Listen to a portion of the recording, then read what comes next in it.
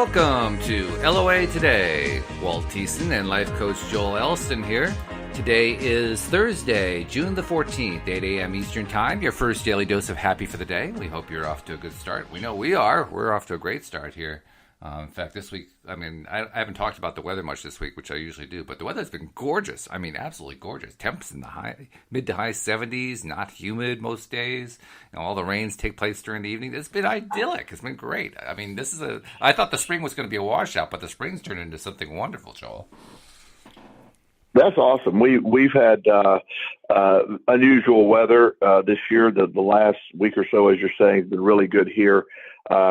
The difference between your location and my location is we're blessed with the sort of the sauna effect of all the humidity. That's right. This is true. So So it certainly is. That does make a difference. But we're in good shape. Things are wonderful right now. Loving again something about summer. I know it's all about perspective, and this will shock our audience. I pretty much love every season, but there's something about summer that has this perspective in it. It seems to have the average person has less stress. It seems that even though it's just another day, there's something about summer that's a little more carefree that in the way other people are behaving, and I love that. Oh, yeah. Songwriters write about it. Poets write about it. How many songs are written about how idyllic and lazy and comfortable and relaxed summer is, It's like the favorite season, I think, for most people. So not surprising at all that it's one of yours. I can say that. And plus, you've got excitement going on in your family because your adoptive son is graduating from 5th grade today. So that's fantastic. Yes. We had his graduation ceremony the other night, and I will, a very surprised, the coolest thing in the end, at all, that he received the most improved student, and it's sort of the highest award that they offer in 5th grade. He was shocked. I was shocked that he received it. He's worked very hard to get that. So it was a great moment in his life to see the progress that he's made. So that's one of the big victories of this week is his celebrating his most improved student award. That is fantastic. And of course, we know because of who you are and what you talk about here on the podcast and so forth, just how big you are in helping young men in particular to turn their lives around and change their inner dialogues and understand the law of attraction and basically make all the changes they need to make in order to become successful. There's a great example. Your adoptive son just turned himself around and is immensely successful in less than a year. You just adopted him, 6 months ago, something like that? So the adoption was legal 6 months ago. He's been in my house now for about a year and a half, and that leads right into with our topic today. And I believe that we've talked so much about this in a really good way. Of this is such an incredible opportunity mentally to look at yourself, look at your life, and get to choose your direction. In his case, I adopted him from foster care. He's just really thrived, and we've had the conversation along the way. I said, you've had two lives. One had a lot of struggle and not a lot of great things happen. I said, you have an abundance and a wonderful life now, and both lives are your option, and you get to choose which one is your life. And that is, that's all of our choices. We get to choose the perspective of how we view things, the lens of how we look at things, and the term, often we as, I don't understand why, but a lot of times as humans, we get into this mindset of just self-defeating, awfulizing. I can focus on all the bad things, and that invites more bad things. And so you're in control of the dialogue that dictates how you view things. And that is a great gift in my mind. I think so too. Isn't it also true, don't you think, that the large majority, I was going to say vast majority, and that may actually be true, but I'll say the large majority of people don't realize how often they are, in effect, losing control of their own inner dialogue? That they just, they kind of go by default.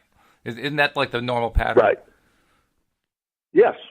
And again, it gets into that one of the topics that we've touched on that is just such an amazing phenomenon in my mind is the concept of sort of societal leaning toward the awfulization, or even whether it's traditional therapy that stresses nothing's your fault because it's trauma, and you can remain depressed because it's a trauma-based situation, and there's no suggestion that you can rise above that. And your inner dialogue, it drives that. And one of the questions that somebody asked me when I was doing a small talk this last week with, there's about 30 people at just sort of a little talk I was giving. And one of the gentlemen there, he's an older gentleman, he said, he was, just made a great point. He said, after World War II, our country had potentially the most traumatic event that ever had taken place. I mean, we were at risk of being defeated, and probably the last time we were really at risk of being defeated, when they bombed Pearl Harbor. But yet, and we lost a bunch of people, and there was a lot of trauma attached to that.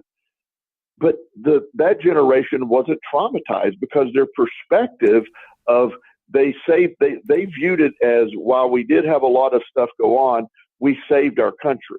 And so their perspective or their inner dialogue was not one of trauma, it was one of victory, versus a sold concept now of everything is a trauma. And this is getting a lot of pushback, but that inner dialogue dictates whether something is a trauma or it dictates whether this is a victory. And no one can tell you which way you do that. And to me, that is just what that excites me. That's what the law of attraction is about to me.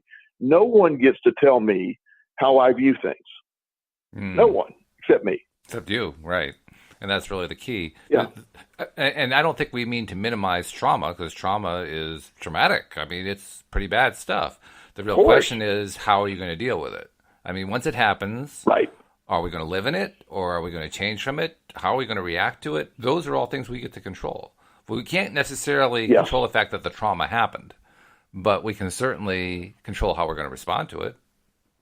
And that, Walt, is that's what sometimes, the moment that I get on that subject, I often will have pushback of, oh, you're minimalizing trauma, or you're about just not. No, that's not it at all. Trauma is real. Trust me, I know trauma. I live trauma. I understand trauma, and I understand I'm in charge of how I respond to it. When I have experienced, in my opinion, the most severe trauma a human can imagine is losing a child to an accident and in death. That is, the human's condition was never meant to deal with that. That was never something that was supposed to happen. So the fact that happened to me, and I will tell you, there was nothing for a few days that would console me. It was absolutely horrible, and it was, truly a bad day, the worst day of my life. However, my response to that day, I knew was in my control. How I responded to that day was my responsibility. I could be defeated by this, or I could, again, I don't even believe I was strengthened by it. I had the ability to accept what happened, move on, and view and control my perspective of it. And that's what allowed me to, and, they say, well, you're able to move on from that. You can't move on from that. But I just accepted it as this is what's happened. I'm not going to be defeated by it. My son would be furious with me for being defeated by it. He would expect a lot more from me than that. And I live that way. I'm grateful for his presence in my life. That's the driving factor that gets me going. So I'm using that as an example. And I'm not critical of anyone who you have to do this your own way. But I do believe there's that there is a message of one of the papers I'm working on right now is post-traumatic growth is a real thing, where everybody talks about post-traumatic stress syndrome, and that's a real thing too. But I think your inner dialogue determines what happens after the post-traumatic stress. That's not the end of it. It's like, that isn't something that has to stay with you. And that's the beauty here, Walt. And that's the part of the law of attraction, again, that that it emanates from within us. We're in control. And that goes against a lot of the teachings or the beliefs of a lot of people that, we're sort of at the will of everything at this point. We have to sort of succumb to what life brings to us, and that's not my belief. It's I'm in charge of my perspective. That is the most empowering statement that I've ever taught myself or come to believe. It empowered me more than I ever could imagine, and that's awesome. That's just, it makes my day. So what's the difference between someone who is just dealing with trauma and is going to come out of it, and someone who gets stuck in it? Like, where's the difference in the thought process? Well, I think that's sort of the ongoing what happens, and I think that's what we have to find out. I view it that it isn't about a person being wrong.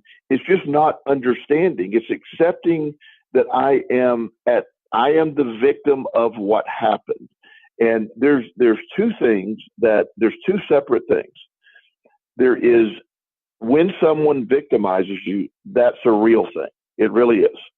And the failure to understand, or the inability to be told, or whatever happens in the process, that remaining a victim, that becomes the gray area. That becomes the part of, wait a minute, I don't have to continue to be victimized by this.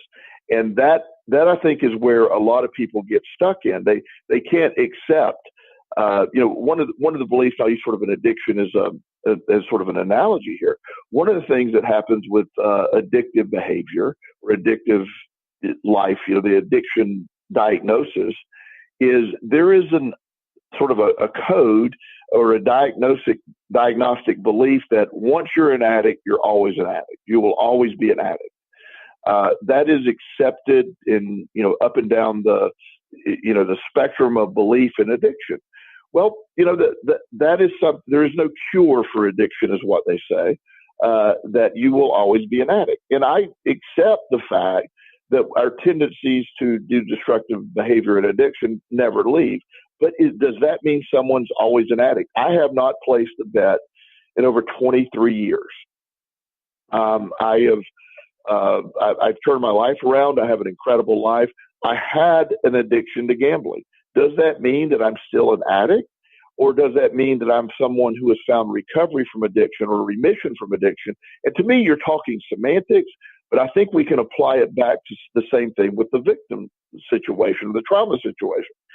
Trauma happens, but we don't have to remain traumatized.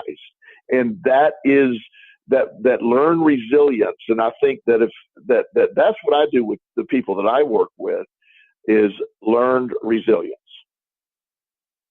Learned resilience has to do with the inner dialogue. So let's tie the inner dialogue piece in. What do you change? How if you're in a stuck place, so to speak, you're stuck on a trauma of some kind, how do you change the inner dialogue?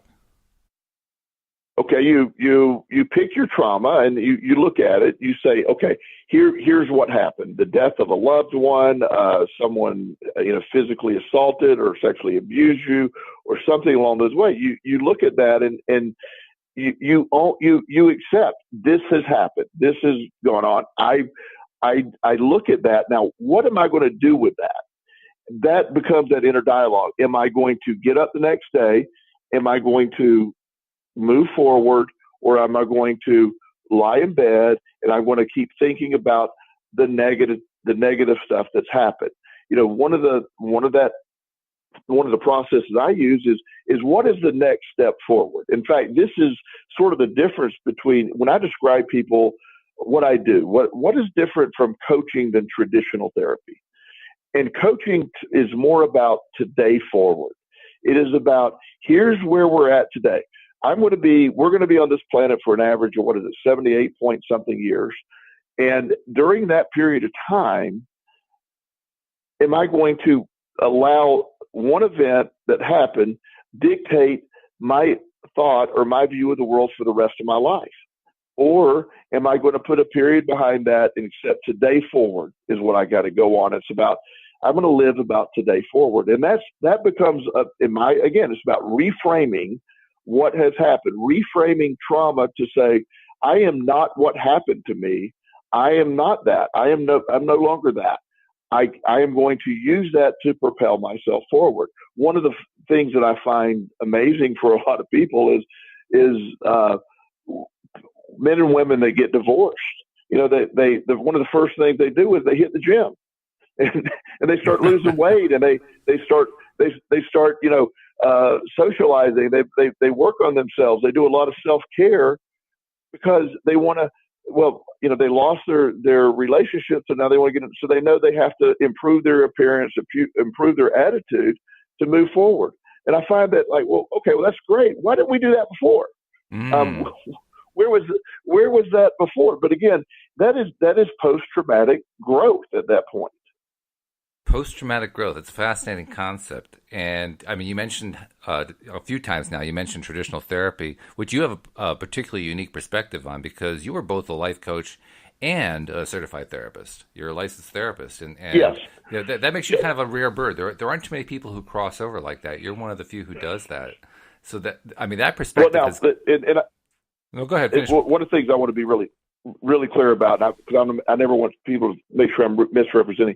I could be either one. I've chosen. You can't pursue both. I mean, if I were to maintain a license in therapy, I would have to follow my training in licensed therapy. I'm a life coach by choice. Does that make sense? Oh, okay. So you basically you were in the traditional therapeutic circles, but you've kind of moved away from that. I'm not sure if I'm interpreting right. Yeah. Yes. Just because if I were trying to do life coaching with a traditional license, then that would technically be malpractice on some level. So what I've done is said I'm forgoing the traditional licensing process because I believe more in the coaching process. But I could do either, and I choose the coaching. I see. Okay, that's really interesting because what that implies is that the licensing process basically forgoes life coaching. Well, yes, because like I'm making the discussion now about trauma, and it would be the traditional guidelines, whether you're a licensed social worker or a licensed professional counselor, would be the trauma, the healings of the trauma, and sort of approaching it that way, making a statement of your response to trauma is in your control. Actually goes against what traditional therapy says. It's sad in a lot of ways. You're supposed to, allow the healing process, and it's a very long, drawn out type. Again, I believe that traditional therapy allows people or encourages people unintentionally. By the way, I'm not trying to bash it, but unintentionally encourages people to remain a victim of their trauma. I just there's no other way to say it. That gets a lot of people upset when I say that. And the therapists aren't bad in doing it. It's just the method of doing it that I think at some point, let's put a period behind it and move forward. Here is today. Today is June 14th. It's 8:18 Eastern time. And at that, what has happened before today is not really relevant. The power of now, existing in today. What's going to happen tomorrow? I don't know what's going to happen tomorrow, but live today within that. And if you are your trauma, and you're stuck in what's happened over the years, then you're unintentionally. That's where the law of attraction comes in. You're unintentionally inviting more of the traumatic feelings. Yeah, I can see that. That makes sense. And fortunately, most people don't actually live in major trauma, which is a good thing. Most people have not even endured major trauma, which is also a good thing. Right. But we do deal with minor traumas. I mean, we all have minor traumas that go on in our lives. So sure. While the extent of the potential damage and the difficulty of climbing out may not be as great, it's still there. It's still a deal. It's a big deal sometimes, and it can be really a big challenge. It's a big challenge to make that shift. That shift is based on the inner dialogue, right? So, if even somebody who's dealing with a minor trauma or just just like a bad situation, going on in their lives. Maybe they got a really negative person that they're living with or something. And, they're not ready to walk on that person. They're trying to make the relationship work. But nevertheless, they're still dealing with the negativity, or, something isn't working out right at work, and they're not happy with their coworkers, or they're not happy with their boss, or, whatever it might be. There are lots of things that go on like that on a daily basis. And yet so often we don't really stick to our resolutions to change our thought patterns about that. We continue to look at, what is, the reality of what is, and react to that all the time rather than changing our thought process. I guess my point is that's not, no matter what your level of trauma is, whether it's a high level, low level, whatever, that's not an easy thing to do. It's just not easy to make that shift. How do you begin? Where do you start when you find that even though you've been doing affirmations or you've been doing daily exercises of various kinds or whatever, most of your day you're still focused on the bad crap? What do you do? Absolutely. Well, and that becomes, how do you get yourself unstuck? What is that? And to me, I look at the practical side of what is taking place when you're interviewing someone who could be stuck in a trauma or stuck in what has happened to them. I'll use an example of a gentleman I'm working with right now. He's an attorney that lost his job.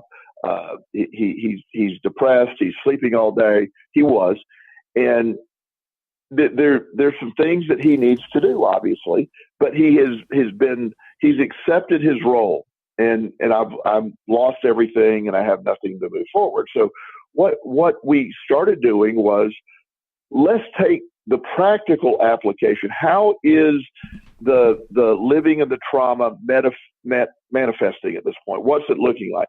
Well, I get frustrated with my day and I go right back to bed and I sleep all day, and I'm not getting anything done. So we're going to get up tomorrow and we're going to tackle one thing. What are we going to have to do to start getting employed? Who are you going to work with? What cases are you going to take? What kind of law do you want to practice? So we start with the simple solution. The most obvious solution here is we got to get out of bed. Before we do anything, we got to get out of bed. So we start with the obvious, the simple. And then once you have that victory, and this is how it unfolded for him perfectly. The day after we met, he jumped out of bed when the alarm went off at 6 a.m. I had him read the book, The 5-Second Rule. It talks about taking action and not overthinking and getting out of bed. He listened to that. Great book, by the way. And he started moving forward. So victory number one was getting out of bed. It sounds silly, but that starts a process. Victory number two, he got dressed, he shaved, he got ready to go. Then he has some action to take. He needs to do, he has, a lot of paperwork and a lot of stuff he has to get done that he's been procrastinating on. So a lot of it is tax related stuff. Bundle your stuff up and take it to an accountant. Let's just do that. He was reluctant to do it. He was going to be embarrassed to face the accountant with everything that was happening. Didn't matter. The accountant's opinion didn't matter. The accountant has seen much worse. He dropped it off at the accountant. Victory number three there at that point. Mm-hmm. And then you add to the victories of what's happening. So then you start to say, I've changed the behavior that was created by me being stuck in the trauma of losing everything. And now there's a new momentum on that. So I'm able to say, okay, this has happened, so I'm going to grow from this. I had him go to the gym at the end of the day to reinforce started moving forward. He had some weight he had to lose. So he goes to the gym, he works out. He starts to feel good then.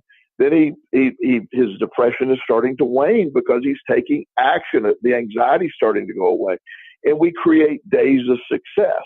So you attack it at the level, and then you're able to start using that inner dialogue and say, there is a chance. I'm not defeated. I can move forward. What if I become strengthened by this? What if, to me, I've shared multiple times, probably to the point the audience doesn't want to hear it again, but, going through the being homeless, eating out of a trash can, that propelled me to success. Those were traumas that propelled me to success once I allowed them to propel me to success. Mm-hmm. And really what you've done is you've taken the traditional formula, by traditional I mean the traditional law of attraction formula, of you need to change your mental process, and when you change your mental process, your what is will change. You've kind of reversed that and said, let's just change the what is in certain ways, so that we can basically give ourselves permission to change our mental process. I mean, if we're so addicted Yes. to with what is, and I have to respond to what is, then let's change some of the what is, so I have something good to respond to. Right. Right. And that is such an important factor when you look at that, because once you change the what is, so to speak, your reality changes. So instead of the fact I am stuck, I have nowhere to go, I can't get out of this, that narrative is not true, because I got up today, I took action, I moved forward. So if that narrative isn't true, what's the rest of the stuff that isn't true? Everybody screws up. Everybody moves forward. So you're able to change how you're viewing everything. One of the things that I had, he's a good friend, and we have very differing beliefs in a lot of things. He's very rigid in his beliefs, and he more of a traditional, trying to come up with a concept, more traditional in thinking religiously, and very Southern Baptist and fundamentalist. Again, nothing wrong with that. That's what worked for him. So one of my Facebook posts about something was being open-minded. And of course, that is the opposite of what he wants to be. Is like he doesn't believe in being open-minded. He has no problem saying it. And as we discussed it, it was funny. He said, well, how open-minded should I be? I said, you should just be open-minded to the concept that not everybody shares your beliefs, and that people have different truths.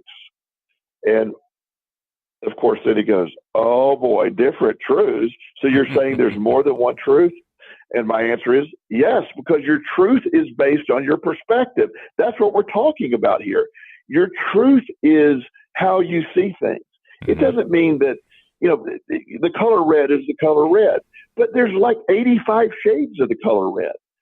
I know when I had my walls painted that just try to go buy a can of white paint. It doesn't exist. There isn't such thing anymore. That's true. you could take 40 cans of paint and then come put them on your wall and compare them. They don't match. There's vibrant white, there's subtle white, there's off white, there's extra. You can go on forever with that. So there isn't such thing as white paint. So that's the truth. It's in our lives we develop these hardcore truths, or these lies that we tell ourselves, that are that I am this. I am stuck with what has been handed down to me. Genetically, I have this, or I was born into poverty, or I was born into the mental illness, or I was born into these other things, and you accept that. I mean, the concept of that Dr. Bruce Lipton talks about is, our DNA is actually programmable to match your situation. It's always been believed that you were stuck with all that. And it's not true. You look at all of this from a perspective of what we've been given, and you live in that trauma. You live in, I can't get out of it. So when you walk people through the process, all it takes is a few victories to realize what I was believing is not true. So I have to question everything I'm believing about myself. Then there's new opportunities for new thought. Yeah, very true. And by the way, the point that you made, well, the two things that I'm going to tie together. One, I'm going to kind of pick on you a little bit, but it's something that I do just as well, and most people do, I think. You said that we all kind of screw up at times, and I think that's true. We all do kind of screw up at times. But I also want to point out that Abraham Hicks likes to say, you can't get it wrong and you'll never get it done, which I like that to me is too negative a statement. I like to make it more positive. So I say, you always get it right and the road goes on forever. And that's a different way of looking at the same thing. I mean, yes, we make mistakes, but on the other hand, we never really get it wrong. We always get it right. Everything that we do is right. We're looking for our better right, the right that the thing that's more right for each one of us, and that can be different from one person to the next. Just as Sure. what is right for your Southern Baptist friend might be different from, say, me, who's not at all a Southern Baptist friend. Right. And is there such thing as a Northern Baptist? Just putting that out there. I don't know. I don't think they're called that. I think they're just called American Baptist or Baptist. But yeah, they do have Baptists up here. In fact, my wife was born from parents who were a Jewish father and a Baptist mother. So there you go. Okay. Well, that's pretty awesome. So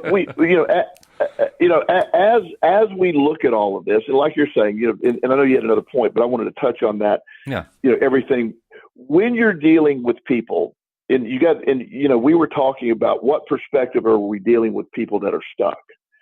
The message you just delivered is absolutely correct. Everything happens, and it's gonna eventually the GPS will correct us where we're going. So there is really no mistakes. It's just part of the journey. It's part of your journey, and and that's how I believe. I truly do. Mm-hmm. However, the piece of this that I think that we when you're dealing with somebody on the level that we're talking about, they can't comprehend that. So here, making the statement, yeah, we all screw up, we all move forward, but then you use that ability, like me eating out of a trash can and my addiction leading me to a bottom. It's certainly not something I'm proud of, but it was a necessary part of my journey that later the blank fills in and makes sense. Mm-hmm. We talked about that before, mm-hmm. and so the verbiage in the beginning is people, they're not going to understand that. They don't want to hear, oh, trust me, one day, this isn't a mistake. This isn't a big deal. It's great. It's part of your journey. They're going to be like, I'm going to shoot you if I get a gun. Leave me alone. Yeah, right.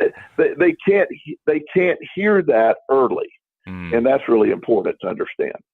Which means that there are limitations to what we can perceive depending on where we are at, emotionally speaking. Yes. And that's why I start with the method of doing full circle here. That's why I start with the method of helping them see it differently.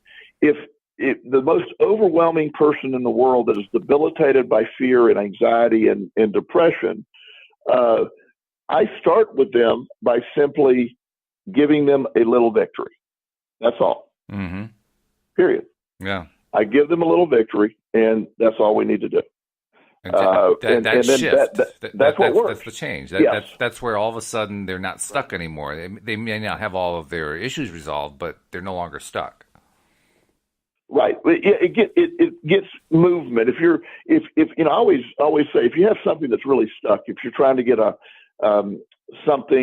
piece of machinery that's stuck, or sometimes you have to move it back and forth just to get some movement. Mm-hmm. It takes some movement, and then once you have movement, then the thing comes loose. Then you get things loose, and you have to start with the movement from a position of total defeat or total devastation or total trauma. You're being traumatized to an extreme level of defeat, and you get movement. I cannot do these things. Well, once you show them you can get up, you can shower, you can shave, you can mail a letter. One of the things I had to do, as simple as this sounds, it's so funny. I had this guy, and I was having a really difficult time getting any movement for him and all. So I said, hey, can you do me a favor? And he said, yeah. So I had a letter. I wrote a letter basically and put a friend's address on it. And I said, look, I got to go. I'm leaving right now. I don't have time to run the mailbox. Will you drop this in the mailbox for me for a friend? And he's like, you can't do that. So look, then the point is he lived right next door to a post office. So that was my end. I got you. So he said, yeah, I'll do that. Well, there was nothing in the envelope. I told a friend, you're going to be getting a blank letter from me. Mm-hmm. The point was, I needed him to do something. Ah. And so he didn't realize that I was going to use that. Next day I gave him a call and said, hey, did you remember to mail that letter? Yeah, I said, I dropped off as soon as we left. I said, oh, wow. I said, that's great. I said, remember you didn't think you could do anything? You did that for me. I said, so I need you to mail. He had a piece of, and we started, he had to mail some stuff in for some, business stuff. And I said, so you did that. Can you put the paper you have to send in to your company in an envelope and then mail it? Mm. He goes, yeah. And this is how he's going to get his, he was dealing with some depression. He was going to go on just long-term disability. So he filled out that paper and he mailed it that day. So now we started something, a whole chain of events that it started by me asking him to do. He did it for me as a favor. Well, it was like getting him the movement he needed, that tiny movement. He didn't go out of his way at all to mail that letter. He didn't really do anything, except mentally it broke the pattern of he's totally can't do anything. And so that helped. And now he filled that letter. So once he got that sent off, then we gained momentum. I said, okay, what are you doing right now? And so I added like 3 things that day to do. Well, he completed 4 or 5 things that day. And he called me and said, I feel great. I understand. And that's how you meet them where they're at. You don't just tell somebody, oh, all you got to do is change your inner dialogue, because they have no point of reference of what that means. You got to give them something tangible to work with. And when they feel a victory, so getting people to look at what's causing where they're at, seeing, the idea that, one of the ladies that I've, when I was working at a treatment center, she was coming to some of our groups, and she had some horrible events happen in her life, and she couldn't even share without crying. And, one of the things that, and I related to her so much, and I had a great empathy for her, is she had lost her daughter many, many years before. I mean, it was, like in 1978 or something. Mm-hmm. But it was still raw for her. Yeah. And she had become that was her thing. And she had other things that happened. And she got to and you can't say, well, because you've lived in this, all you've done is invite more of that your entire life. That's why but that would sound too harsh to accept in the beginning. But we walked through that. We walked through that process together. We got her to understand that she's unintentionally invited all this stuff into her life. Mm-hmm. And it's something that she was able to sort of put a period behind that. She'll never, obviously, as I won't, there will be always a reminder of losing a child, but you don't have to be defeated by that. And so when you become your trauma, you get lost in your trauma. You can't see the lens that you're viewing the world through is trauma-based lens. So everything has your trauma filters everything. When you use the law of attraction lens of let's find the positive, let's mail that letter, let's get up and walk. I had a lady that was trying to lose a ton of weight. She was very overweight, and we literally started by her walking 2 times around her living room. That was our first day. 2 times around the living room. And then, after we got to 10 times around the living room, she would walk out the driveway to the end and back. Within 6 months, she's walking 4 miles every day, and weight's falling off of her.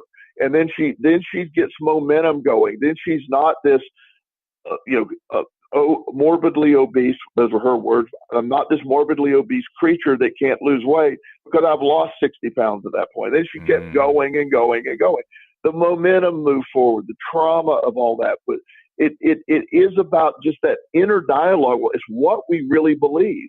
And there are various truths for various people, because your truth is based on your experience. I mentioned a few weeks ago a doctor friend of mine that told me the law of attraction is not real and it doesn't work.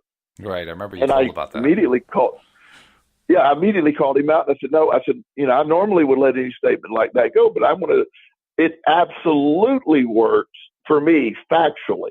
You cannot tell me it doesn't work. It factually works for me. I live it. It changed my life. And then he unintentionally fell right into my belief system by going, Joel, the only reason it worked for you is you believe it works for you. And I go, exactly. By the way, I shared that story. That's $1 million. Because I had a book signing for our book this past Tuesday. And it was it was actually at the Buttonwood Theater in Middletown, where Anne Marie and Mike, 2 of the co-authors, have this alternative cultural arts center. They invited me in to do a book signing. And I said, that's a good idea. Let's go do that. And I went, and there were about 10 people total who were there, and we sold 6 books, which was great. But during the conversations, we were sharing all these law of attraction stories, and I was sharing some of my experiences with the podcast and so forth. And one of the things that came up was that story. I shared that story with people, and they were just the smiles. You should have seen the smiles on people's faces when they saw it, when they heard that particular story, because everybody who understands law of attraction has had that conversation in one form or another. And the answer you gave to him was exactly perfect. Of course, it's about belief. Yeah, yeah. That's the piece that I hear time and time again. It's just, it works. It works because you believe. Yes, that's sort of you just defined the law of attraction for me. Thank you. You gave me my own definition. It works because I believe it works. So much works because you believe it works. Exactly. It also doesn't work when you don't believe it doesn't work. It's because it's not that it's not working. It's feeding you what you're believing and what you're feeling.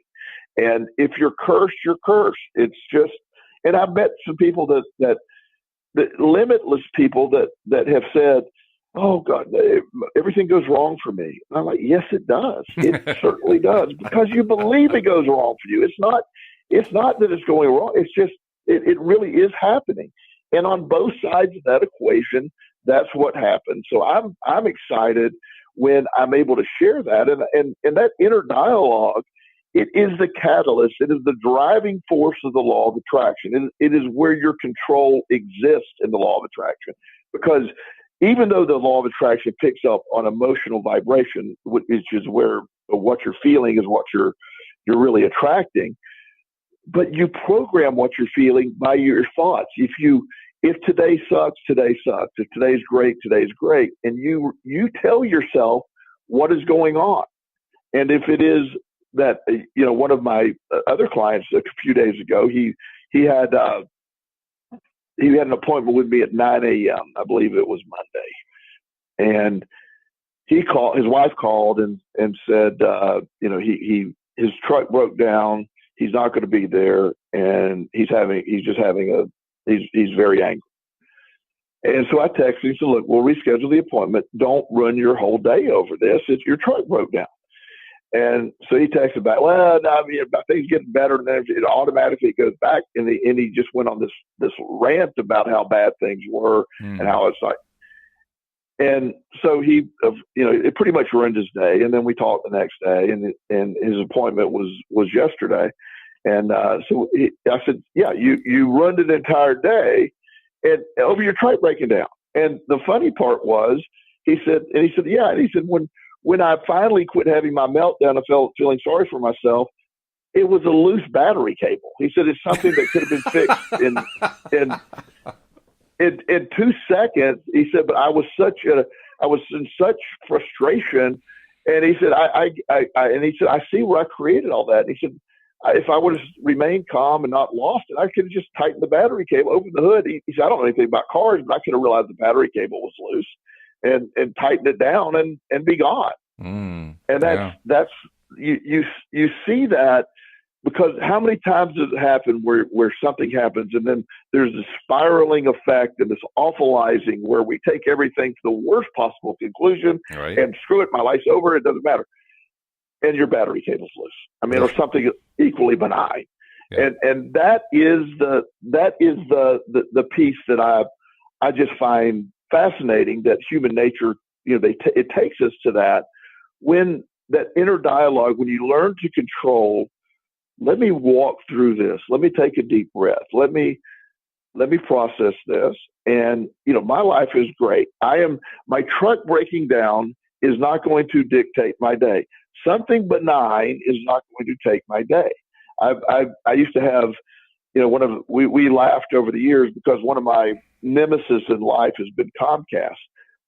That's right. And when I would call Comcast, for a long time, I would call and oh my goodness, it was always a battle, and I was anticipating a battle, and I'd be on the phone forever.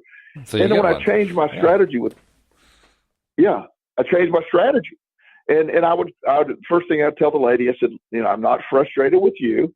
I'm appreciative you answered my call, and I was very nice. I got so much done. I had so much better response from them. I anticipated a good call. I never had another long call. Now I don't even have cable. I just have their internet service, so I never need to call them. I mean, it's just a real simple thing. But it's such a blessing when you learn to control that your inner dialogue and what you're anticipating.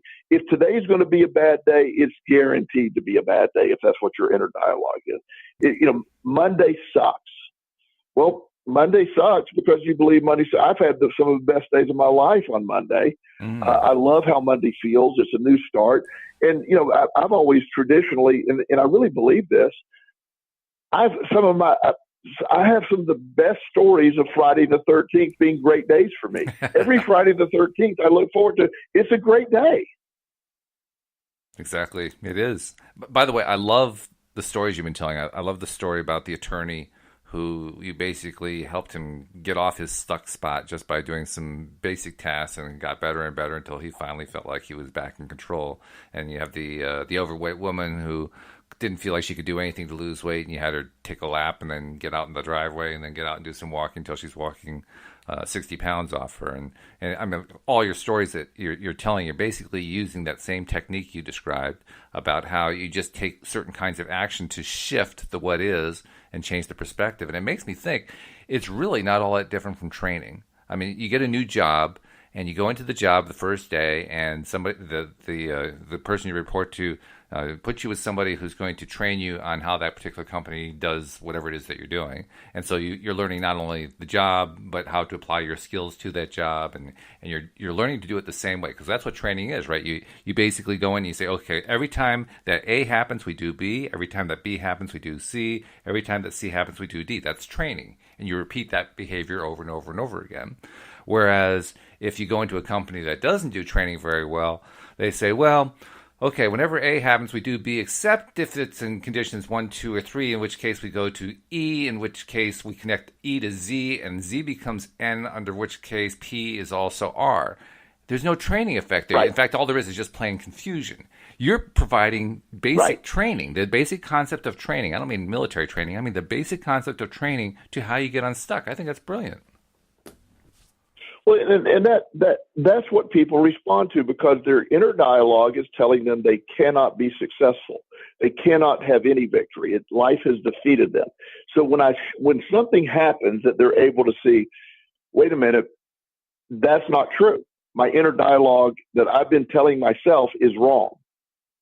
So that opens the door to a new inner dialogue of, well, I can do, and I don't mind, I don't expect them to go from I can't do anything to I can, go defeat the world. I can't accept that. They can't believe that themselves. But when they do open the door, well, maybe my dialogue of I cannot do anything is not accurate. So let's start with my inner dialogue of I can do some things. And then with some things, the more some things you do, I can do most things. And then, you are able to grow with that. Then your reality changes and how you feel about things change. And that's the power that's where you're transmitting the inner dialogue to the subconscious, where it affects your emotions. When you wake up and you feel great about a Monday, that is training your inner dialogue to believe Mondays are great. Back in the middle of my addiction, and when I was Sunday nights used to be the worst night of my life, because I had to go into work at a job where I was just overwhelmed with anxiety and stress. Most Monday, I dreaded Sunday nights. I hated Sunday nights. I hated Mondays so bad I hated Sundays, because it was Sunday was the day touching Monday. It was I dreaded it. And it was touching Monday. Yeah. I mean that's you really hate Mondays when you get to a point so bad that it moves over into Sunday because it's touching it. And we've all been there. We've all experienced that. Oh yeah, and I remember I can remember Sundays would fly by, and I'm going, oh my God, it's going to be and at 9 o'clock at night on Sunday, I'm just miserable because what's going to happen? I was anticipating, and sure enough, almost every Monday I would come home with a migraine headache, stress filled. I would just it was just like living in hell. Right. Versus today, I love Mondays. It's I know it's technically not the start of the week, but it's the start of the work week. It's where I get action done. It's where things happen. The banks are open. Things are open. Everybody's open for business. It's great. Mondays are all, I love Mondays. It has to be the most productive day of the week. It seems like it to me. And so I've reframed my Mondays and love them. And that took place by an inner dialogue of looking at facts. And that's how you change where you're at. Look at, what are your beliefs now? What is defeating you? And challenge that belief. I can't do. Well, first of all, anything you start with I can't do, you're wrong. There's something you can do in that. Or I'm a loser. Well, maybe you have been a loser, but at this point, you're only a loser because your inner dialogue is telling you are. Yeah, that's a big deal right there. I mean, we've been talking a lot about how you help clients, and we do that because you work with clients regularly, so you get lots of good stories that way. But in all those cases, you're walking them through it. You're basically providing the training for them. If we have listeners, most of our listeners probably are not currently working with a life coach or a therapist or whatever, but I think virtually everybody wants to improve. We want to get ourselves unstuck from the stuff that we're stuck on. We want to achieve the goals we want to reach. We want to track the stuff we want into our lives. We want to have that big income and that beautiful house and the great relationship and the stellar health and all that other stuff. Well, if you're trying to do it yourself, how do you train yourself? What process do you use to apply the same thing to yourself if you don't have a coach or a therapist who's walking you through it? Well, and again, you could you could use the same principles of I need to find a victory. I need to find what can I do. Let me turn off my filter of what I can't do, and find one thing I can do. It could be simple as washing the dishes. It could be cleaning the kitchen, taking the garbage out. Just looking at something you did and starting there. If you have the what's the saying? What's the best way to eat an elephant? One bite at a time. One bite at a time. Yeah. How are we going to do this? We're going to start with the simplest, most mundane task. Make your bed, get a shower, whatever it is. Do something, and then remind I did that. What is step 2? Is do something else. Anything that allows you to start looking at yourself with a different set of eyes. Changing your lens is about, and I can't, and people, again, the awful life. Well, Joel, there's no way me washing my dishes will get me a job. Well, no, you're right. Washing your dishes has nothing to do with getting you a job. What it will do, though, is it will give you a perception that you can take action, you can do something. And when the dishes are done, there's a feeling of accomplishment. And then you feel that emotion. You say, I did that. As simple as it is, I did that. So now I can go online and look at jobs. Now I can fill out applications. You can use anything to pivot, any success to pivot to the next level. And maybe it's too quick to go from washing dishes to applying for a job, but get 4 or 5 of those little victories underway. Make your bed, get your house cleaned up, whatever you need to do to show something moving forward. So again, figuring out ways to do self-care or taking care of the most basic things can be launching pads for great things, because it does allow you a belief to change your inner dialogue, because you have no evidence that you can do anything. So when you have something that actually goes directly against that false belief or that inner dialogue, you can't do anything, you now have evidence that that's wrong. And now you can start feeling different. And that's where you're able to change the inner dialogue. And it can, a spiral downward can always have the equal spiral upward. Very good point. So now that we've worked to this point in the discussion, we've explored how you've helped people in clinical situations overcome difficulties, get themselves unstuck, and so forth. And now we've taken it to what individuals can do in their own lives. Let's now take it to what I see an awful lot on social media, Facebook, law of attraction groups, and so forth. The most common kind of post that I see from people looking for help always has the same basic formula to it. The different things they're asking for help about are different, but the formula is the same. I've tried doing this. I've tried doing affirmations. I've tried doing mirror work, or I've done the 555 thing, or I've tried these different modalities, and I'm still not attracting what I want. I'm still not bringing what I want into my life. What do I do? Well, in that that's where it gets, if you have the ability to get a coach or continue, that's where it really helps to have someone to get into specifics. But let's say that's not even possible.